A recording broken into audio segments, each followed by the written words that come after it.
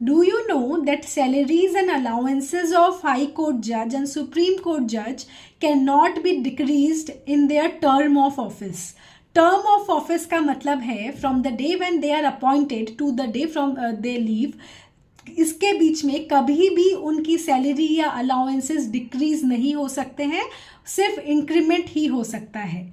But there is exceptionally one situation in which it can be decreased.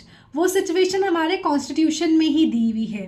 Article 360 के under अगर कभी financial emergency होती है country में, तो ये इकलौती सिचुएशन है जब salaries and allowances of high court जजेस एंड इवन सुप्रीम कोर्ट जजेस भी कम हो सकते हैं, रिड्यूस हो सकती है उनकी सैलरीज. तो ये जो नॉलेज है, बिकॉज ये एक्सेप्शनल बनता है, तो ये लीगल जीके का भी क्वेश्चन होता है, बहुत बार इंटरव्यूज में भी पूछा जाता है अगर आप लीगल फील्ड के इंटरव्यूज दे रहे हैं. आई होप अब आपको पता चल गया है ओनली सिचुएशन के बारे में, और जो जनरल पब्लिक है आपका भी ये राइट बनता है to know these things. Thank you. Please stay tuned for more such information. Like and subscribe to my channel. Thank you.